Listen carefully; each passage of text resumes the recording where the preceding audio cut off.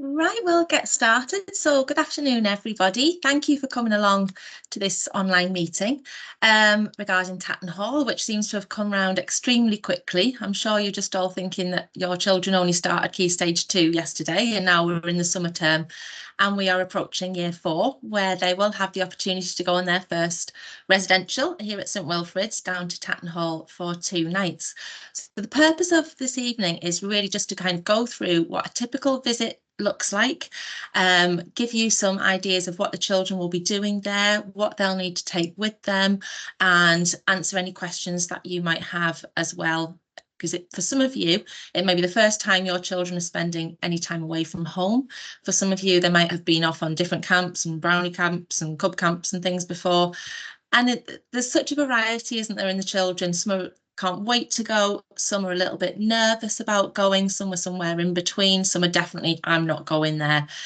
So hopefully this evening will just give you a little bit of information about what it's like and be able to kind of help you and your child make the decision about whether to go or not. And if you need any more information, please just ask.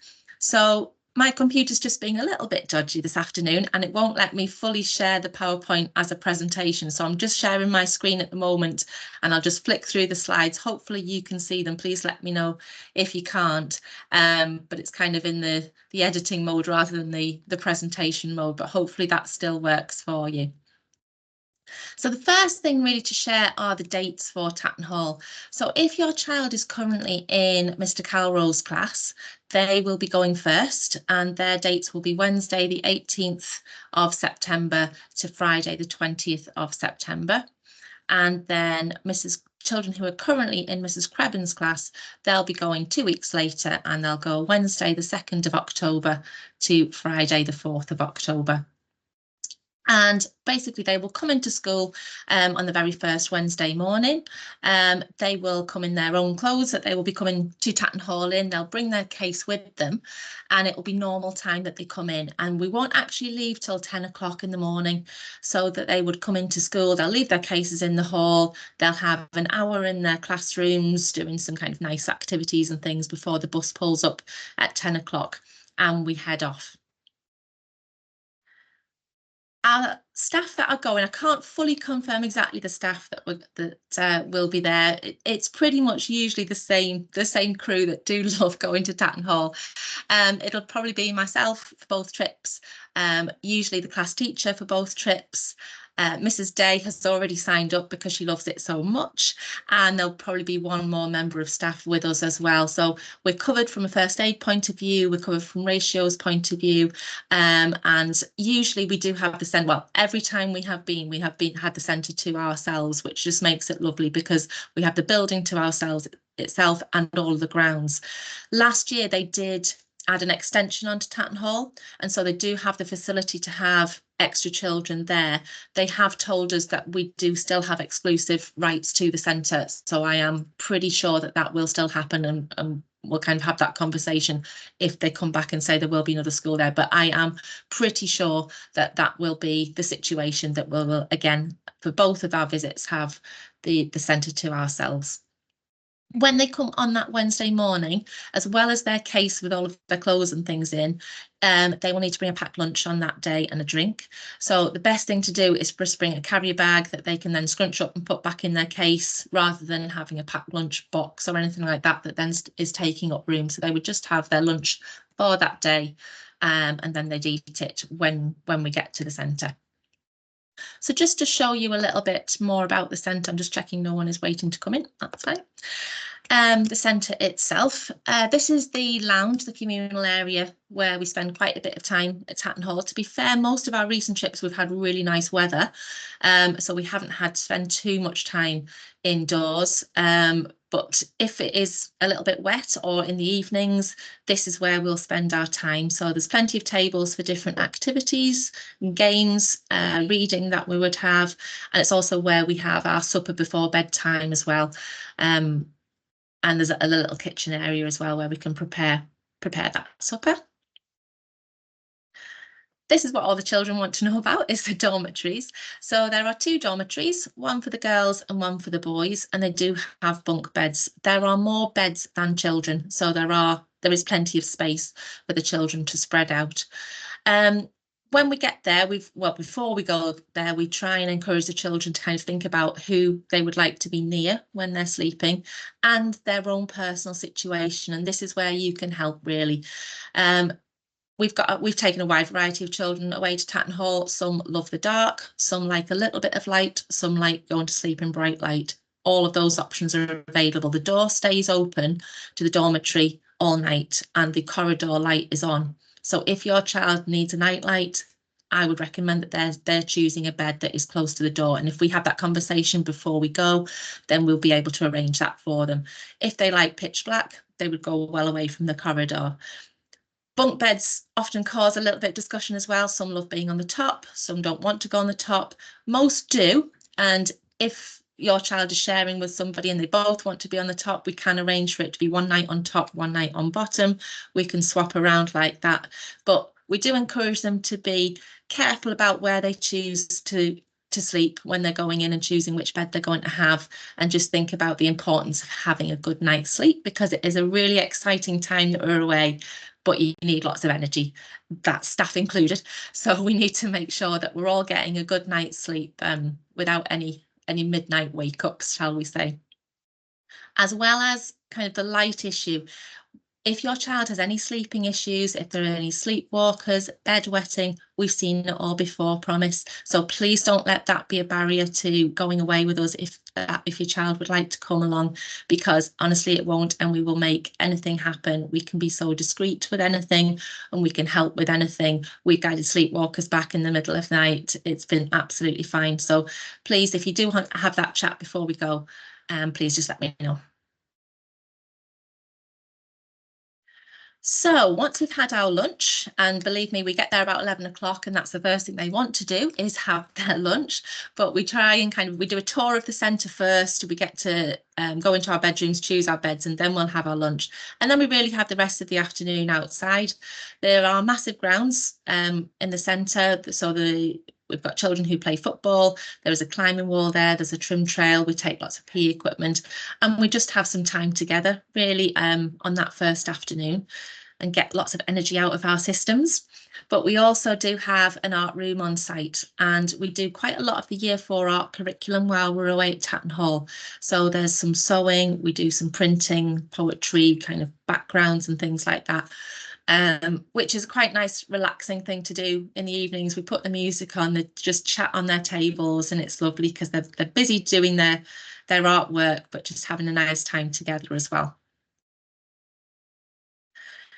Meal times is probably sometimes the one thing that children do worry about. If you have fussy eaters or children that are worried about what they're going to be eating, or if there are allergies as well. And again, please don't worry. Tattenhall is one of the residential centres I've visited where they are so accommodating, and they will bend over backwards to make sure that whatever your child is eating, as long as they're not hungry, that's fine, and they will make anything for you. So firstly, if there are any dietary requirements, we have lots of paperwork to fill out before we go. We'll let them know exactly what the dietary requirements are, and they will do anything. So that includes gluten-free, celiac, diabetic, lactose intolerant, anything like that.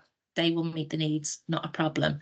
If it's just fussiness, again, fine. We've had children who've had chicken nuggets and chips every single meal, and they will make it happen. It's probably not the best idea, but so if you can try and encourage a range of diet before we go, then that's a good experience for them to have. But again, don't let that be a barrier to coming, is all I will say, because as long as we can have that chat beforehand about what they do like and what they don't like, then the chefs there will make it happen. So we have a separate dining room where we go in for our 3 meals a day, and so the children will sit on tables of 6, and they will kind of clear up their own table. They'll go to the hatch to be served. They'll come and sit down. They choose their meal in the morning, and they choose their sandwich filling as well in the morning, so they know what to expect.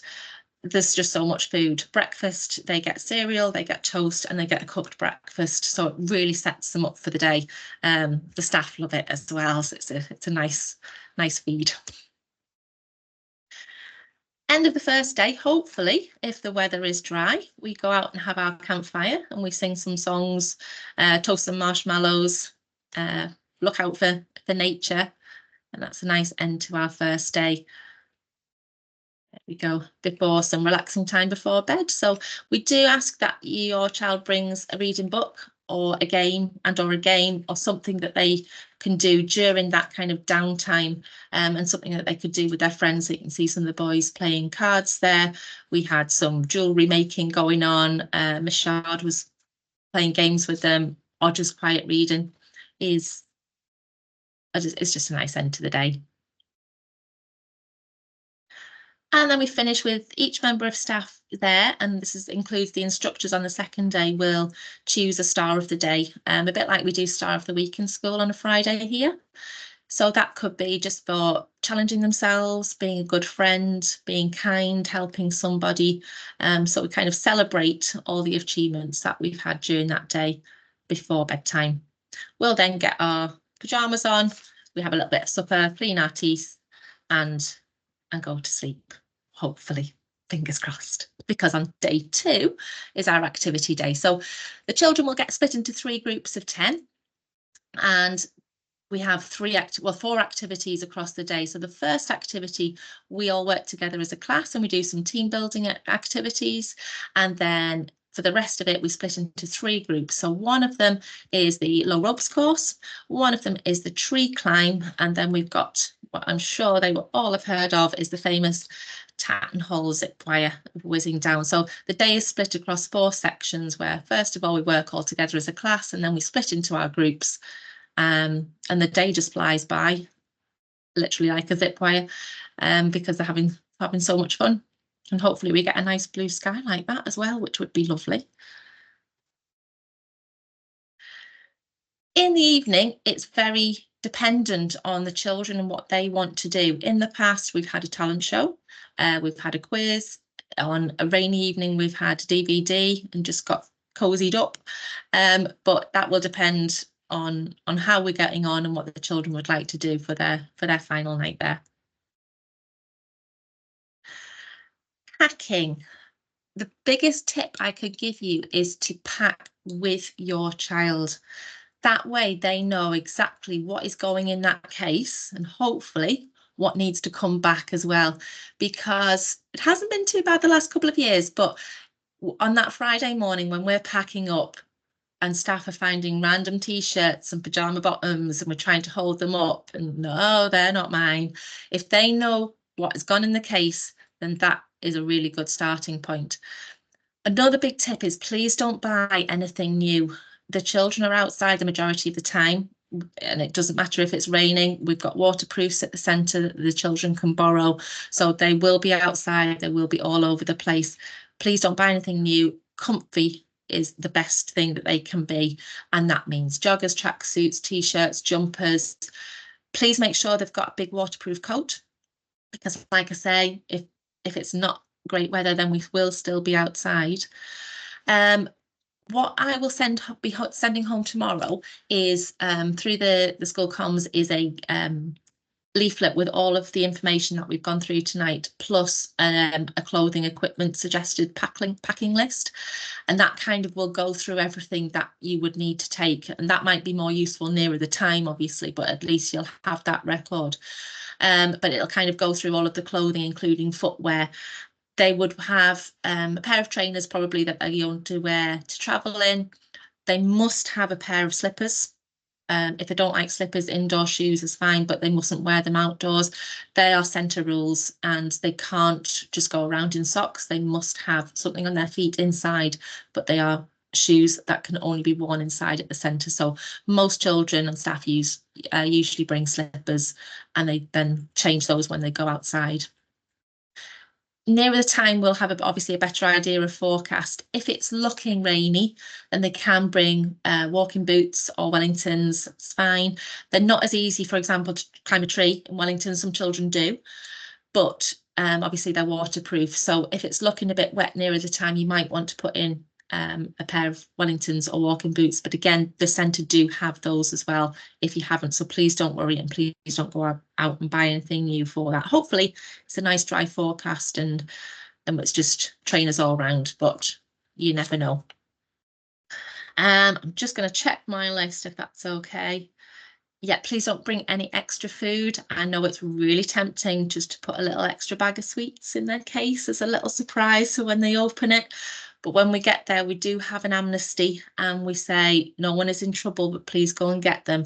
The reason for that is, again, they get so much food at Tattenhall that they're not hungry. They don't need it. We will give them snacks and treats and things like that. So please just keep them at home and it'll be a nice present from you to them when they get off the bus, that they can have their sweets then, but please don't pop those in the case. No electronics as well, no mobile phones, all the contact details for the centre or school. If you need to contact us, they're all on the information that will get sent home tomorrow, so you can always get in touch with us, but we do ask that the children don't bring phones. In terms of cameras, they can bring a camera if they want to. If it's a digital one, that's fine, but please make sure it's got their name on. The best idea is one of the old-fashioned disposable ones. They're really good just to be able to kind of put in their pockets and take some snaps as they're going round. But we will have iPads with us and we will be tweeting regularly while we're away. If you currently don't give permission for your child to be on Twitter while they're in school, but you would like that to be lifted while we're on a residential, just let us know, and then you can be looking at the pictures on Twitter while we're away, and then once we're back in school, if you don't want that to continue, that's absolutely fine. Medication.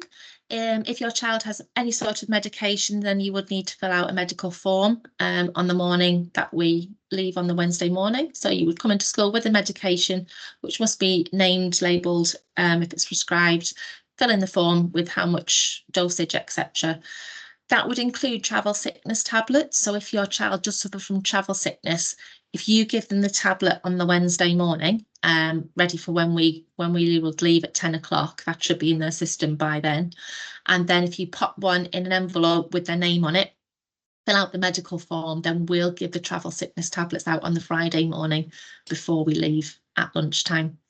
We leave the centre for about 1 o'clock, which gets us back to school at 2 o'clock. And then this is entirely up to you, but if you would like to collect your child early, you can do at 2 o'clock and they can leave and go home early. If you want to leave them with us for an extra hour, that's absolutely fine as well. Obviously, it depends on different people's circumstances, but that is an option if you would like to. So, one more. Yeah. So probably the thing that you're wanting to know is cost. We have just worked it out with the coach prices that have just come back this week. Coach travel, it's a nationwide thing, has increased a lot over the last few years. It's causing us quite a few increases in all our trips. So unfortunately, that's out of our control. So the price for Tattenhall this year will be £180.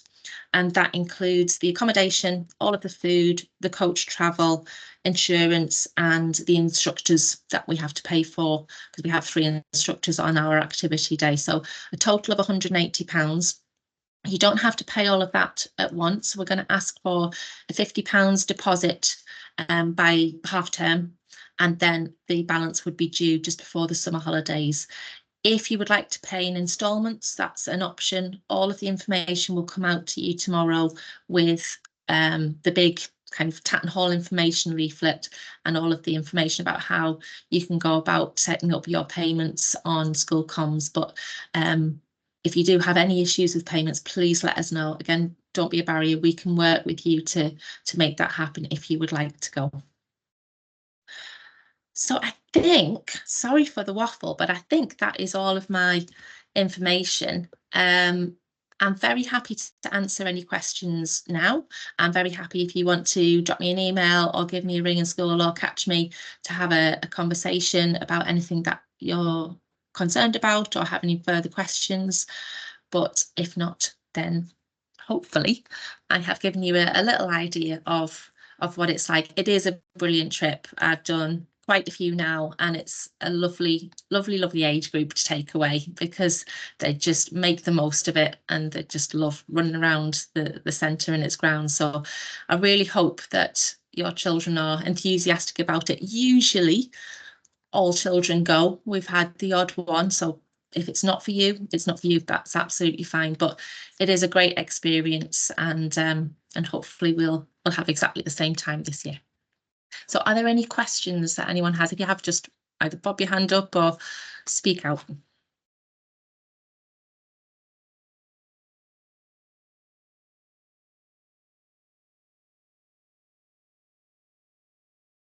No, I'm taking that as a good thing, I think. Right, well, like I say, if there are any, please just drop in and we can have a chat. But if not, thank you very much for coming along. And if you look out for that information coming out on the school app tomorrow, then we can get started. Okay, thank you very much, everyone. Very much. Thank you. Thank Take care you. now. Thank you very much. Thank you. Thank you. Thank you. Bye. Thank you.